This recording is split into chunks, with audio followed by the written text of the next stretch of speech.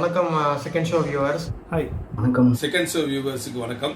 இன்னைக்கு நம்ம good bad ugly படத்தோட ரிவ்யூ தான் பார்க்க போகிறோம். குடும்பத்திற்காக வன்முறை வேண்டான்னு சிறைக்கு போன ஒரு ஹீரோ திரும்பி சிறையிலிருந்து வெளியில் வந்து அதே குடும்பத்திற்காக வன்முறை கையில் எடுக்கிறாருங்கிற ஒரு பழைய கதை தான் இந்த படத்துடைய கதை. இந்த படத்துடைய ப்ளஸ் பாயிண்ட்ஸ்னு பார்த்தீங்கன்னா ஏகே மற்றும் டெக்னிக்கல் டீம் ரொம்பவே சூப்பராக ஒர்க் பண்ணியிருக்காங்க. இசை, ஒளிப்பதிவு, ஸ்டண்ட்டு, கலை இயக்கம், காஸ்டியூம் எல்லாமே சூப்பராக இருந்துச்சு. ஏகே வந்து ஒரு மாஸ்டர் கிளாஸை எடுத்திருக்காரு. ஸ்க்ரீன் ப்ரெசன்ஸ்னா என்னன்னு காட்டிட்டாரு. படத்தோட ப்ளஸ் பாயிண்ட் அப்படின்றது கண்டிப்பாக அஜித்தோட நடிப்பை தான் சொல்லி ஆகும். ரெண்டாவது விஷயம், அவரோட படங்கள்ல இருந்து அதே ரெஃபரன்ஸை எடுத்து இந்த படத்தில் வைக்கும்போது அஜித் ரசிகர்களுக்கு ஒரு ஃபெஸ்டிவல் ட்ரீட்டாக தான் இருக்குது இந்த படம். மூணாவது ப்ளஸ் பாயிண்ட், ஜிவி பிரகாஷோட இசை. மார்க்கெண்டே மாதிரி இதில் ஒரு லவுடாக சவுண்டான மியூசிக் தான் கொடுத்துருக்காரு. இந்த படத்துக்கு என்ன தேவை அது கச்சிதமாக பண்ணியிருக்காருன்னு சொல்லி ஆகணும். படத்தோட பாசிட்டிவ்னு பார்த்தீங்கன்னா அஜித் சாரோட ஸ்க்ரீன் ப்ரெசன்ஸ் தான். அப்புறம் அர்ஜுன் தாஸ் சார் வந்துட்டு படத்தில் வந்துட்டு அவருக்கு கொடுத்துருக்க கேரக்டரை சூப்பராக பண்ணியிருக்காரு.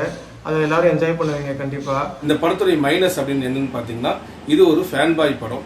ஃபேன் பாய்ஸ் வந்து எதனால் உருவாகுறாங்கன்னு கேட்டிங்கன்னா, நல்ல கண்டென்ட் உள்ள படங்களால் தான் உருவாகுறாங்க. இப்போ அஜித்துடைய ரசிகர்கள் எல்லாம் யாருன்னு பார்த்தீங்கன்னா, தீனா, வரலாறு, அட்டகாசம், வாலி, வில்லன், வில்லா இந்த மாதிரியான கண்டென்ட் பேஸ்டு படங்களால் தான் ஃபேன் பாய்ஸை உருவானாங்க.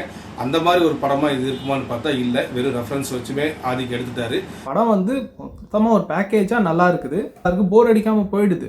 ஆனால் இதெல்லாம் தாண்டி கதைன்னு ஏதாவது கொஞ்சம் தேடினீங்கன்னா அது கொஞ்சம் கஷ்டம்தான். ஃபர்ஸ்ட் ஹாஃபில் கதையும் இல்லை, செட்டப்பும் இல்லாததுனால அந்த படம் போகிற டியூரேஷன் கொஞ்சம் லென்த்தாக இருக்க மாதிரி தான் இருக்குது. செகண்ட் ஹாஃபில் ரெஃபரன்சஸ் எதுவுமே நமக்கு கனெக்ட் ஆகலனாலும் அது என்ஜாய் பண்ணுற விதத்தில் இருக்கிறதுனால அது போகிற நேரம் நமக்கு தெரியுது.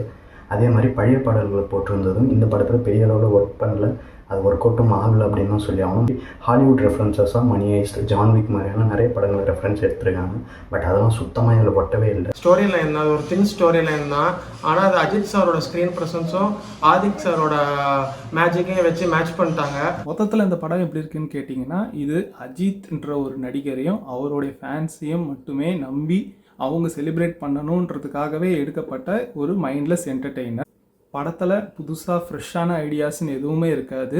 அட் த சேம் டைம் எதுவும் மொக்கையாகவும் இருக்காது. இது மற்றவங்களுக்கு ஒரு ஒன் டைம் வாட்சபிள் மூவி. மொத்தத்தில் இந்த படத்தை பற்றி சொல்லணும்னா எல்லாருக்கும் பிடிக்கும்னு நினைக்கிறேன். ஜென்ரல் ஆடியன்ஸுக்கும் பிடிக்கும், ப்ளஸ் ஃபேன்ஸுக்கும் பிடிக்கும். மொத்தத்தில் இந்த படம் எப்படி இருக்குன்னு கேட்டிங்கன்னா, அஜித் ரசிகர்கள் கொண்டாடக்கூடிய அஜித் ரசிகர்களான ஒரு படமாக இருக்குது. அப்போ மற்றவங்களுக்கு எப்படி இருக்குன்னா, கேஜிஎஃப், மார்க் ஆண்டனி மாதிரியே சத்தமான படங்களும் கதைகள் இல்லைனாலும் லாஜிக் இல்லைனாலும் அந்த படத்தை நான் ஒரு தடவை பார்ப்பேன்னு சொல்லக்கூடியவங்களுக்கு கண்டிப்பாக இந்த படம் சூட் ஆகும். மற்றபடி இந்த படம் அஜித் ரசிகர்களால் கொண்டாடப்படும், நிறைய வசூல் சாதனை செய்யப்படும். ஆனால் காமன் ஆடியன்ஸுக்கு இது ஒரு சுமாரான படமாக தெரியும். நன்றி. காட்டுறேன்.